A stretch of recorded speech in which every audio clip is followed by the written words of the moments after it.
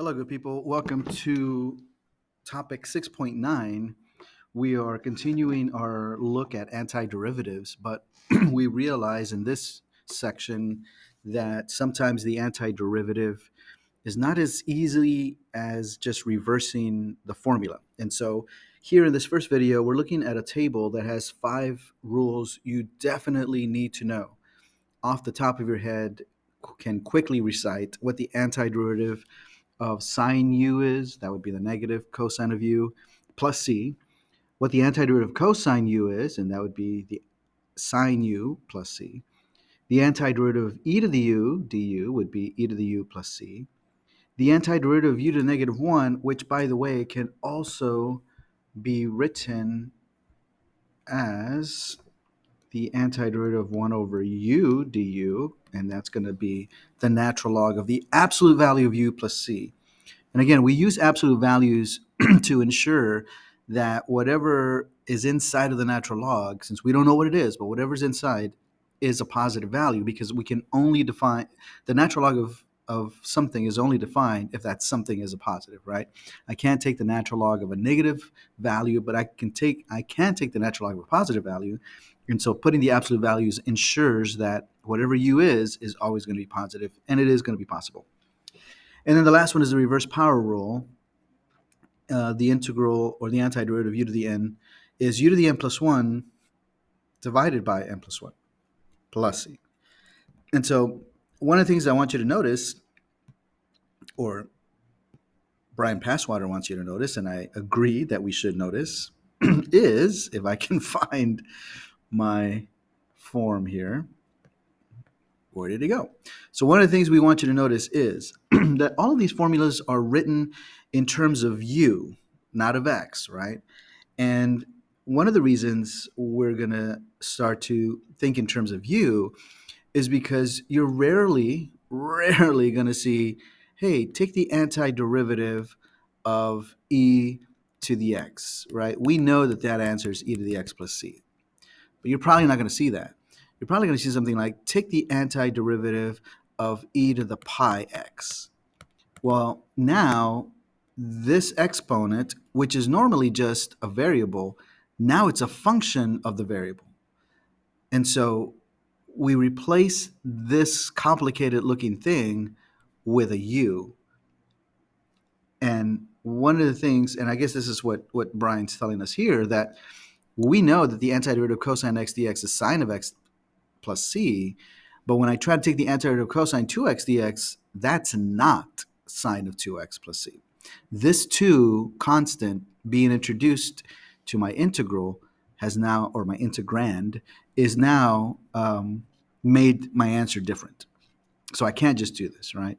And we can say, well, why? Why doesn't that work? Well, if you take the derivative of this, if you take sine of x plus c and take the derivative, well, according to the sum rule, that would be the derivative of sine x, which is cosine x, plus the derivative of constant, which is 0, and that is cosine x, right? So that gets us back to where we started. But if I try to do the same thing over here, and I do the sine of 2x plus c, and I try to take the derivative, well, the derivative of this is going to involve a chain rule because I have an inside function. And so the derivative of sine would be cosine with the inside still in it times the derivative of the inside, which is 2, plus the derivative of the constant, which is 0. And that's going to push me to have an answer of this, and that's not what's here. So as we introduce situations where we have an inside function, an inner function, also known as a composite function, composition of functions, then we know we're going to have to try something different. It's not going to be just a straightforward antiderivative. And so this process that we're going to introduce here is essentially the same idea as using the chain rule for derivatives. So whenever we have composition, whenever there's an inside-outside function situation, when we were taking derivatives, we use the chain rule. But now, as we take antiderivatives, we're going to do something called U substitution. And the reality is, I could have picked, or mathematicians could have picked any letter and called it, K substitution or M substitution. But U substitution is the standard symbol to use whenever we're trying to replace an inside function in a composition situation. So we're going to find that the first and most important part in this whole deal is identifying what the u is in the expression. And so we're going to take the time to identify the u in all of our complicated looking integrals, and then seeing if we can apply u substitution to get to the answer. Identifying the u really just means we're looking for that inner function. Brian calls it the junk. The junk is usually stuff that's inside of the parentheses, or a radical, or any grouping symbol, really. It's the inner function. Grouping symbol would be something, like this, or anything where I have an inside. That's probably my junk. That's probably going to be my u expression. The junk is more of a complicated expression, I guess, that we are trying to make less complicated. So whenever you see, for example, in this example that he gave us, this would be my u, because if it was just an x, that would reduce it to this, and I could take that antiderivative, right? So we're looking for an inside function that looks that's making my integral more complicated, and we're going to replace it with this u in order to be able to take the antiderivative using one of our rules that we know how to use. Okay, that's going to be our goal. So here are some strategies. Number one, we're going to have to identify what the u is in each integral that we're doing, and we're going to set the inner function, that junk, if you will, equal to u. It says look for parentheses, look for radicals, look for anything that has an inside. Chances are that's your u. And then we're going to find du. Du is the differential. We're going to take the derivative of both sides of that u equation. And then we're going to substitute u into the original problem.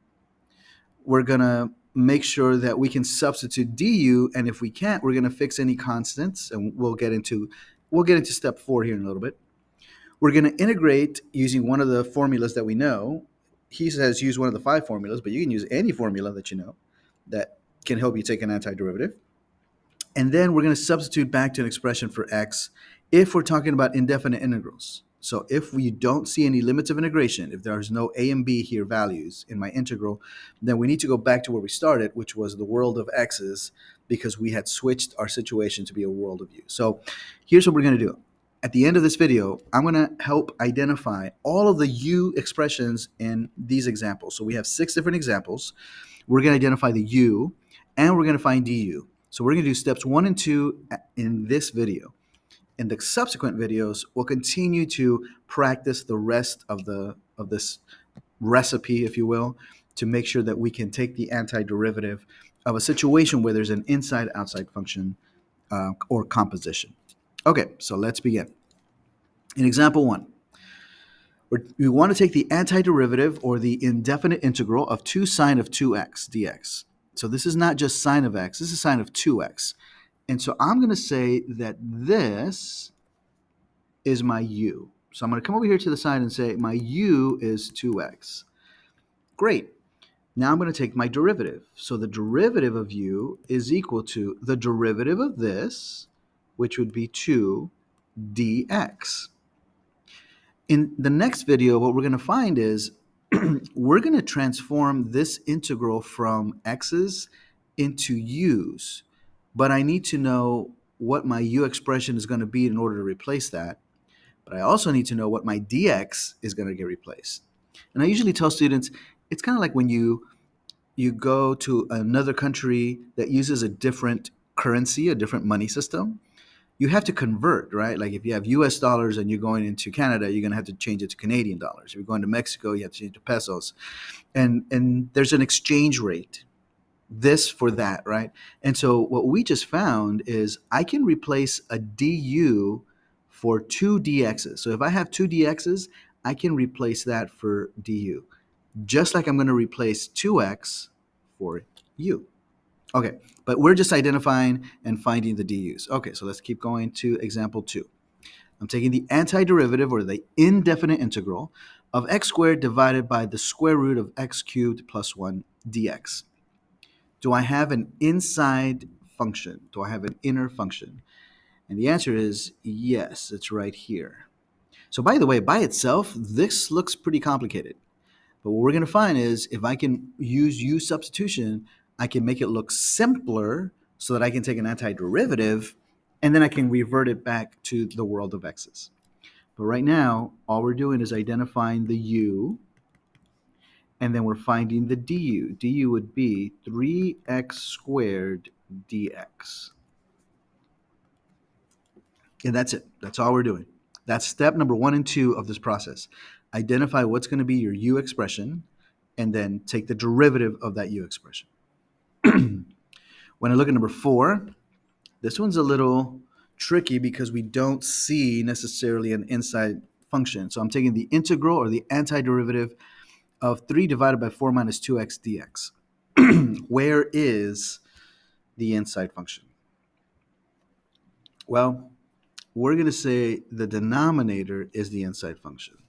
So u equals 4 minus 2x.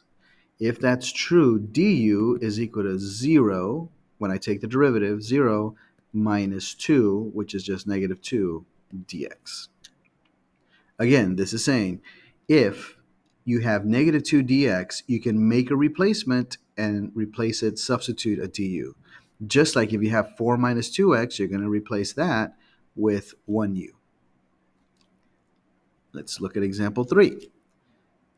Taking the antiderivative, or the indefinite integral, of x times e to the x squared minus 1 dx. What do you think would be the inside function? If you said x squared minus 1, you are correct. But now I need to take the derivative, and the derivative is 2x dx. That's it. That's all we're doing. And then example 5, this might be an obvious inside function because I have parentheses, and parentheses have an inside part. So that's going to be my u, and then my du is going to be 3 dx. So far, so good. Well, I guess you can't ask questions right now, but you can ask them when you get to class. The antiderivative of sine 3x minus cosine of x dx. Do you think there's a need to establish a u expression? And the answer is yes, but only in the first part. And so if I were you, I would rewrite this as the integral of sine 3x dx minus the integral of cosine x dx. We can, since we're subtracting terms in the integrand, this is called the integrand. The whole thing is an integral, but this is the integrand. Since there are 2 terms in the integrand, and I'm subtracting them, I can split them apart and say the first integral minus the second integral. Well, this, we can find the antiderivative of cosine x, but this has an inside function, so we're going to need to do a little u substitution for this part. The derivative of 3x, I'm sorry, du. The derivative of 3x is 3 dx. So we're going to come back in the next video and we're going to continue the process. But again, part 1, what do we do? Well, let's think about the overall picture here. What we're encountering now are more complicated looking expressions that we want to find the antiderivative or indefinite integral for. But we can't use the regular formulas because now there's the whole function inside of where usually there's just an x. And so what we're going to do is establish a u expression that'll take the place of my inside function. And so basically we're doing the chain rule backwards. And we're trying to make it look nicer, simpler, more workable in order to take the antiderivative. We'll come back in the next video and we'll show you the next steps.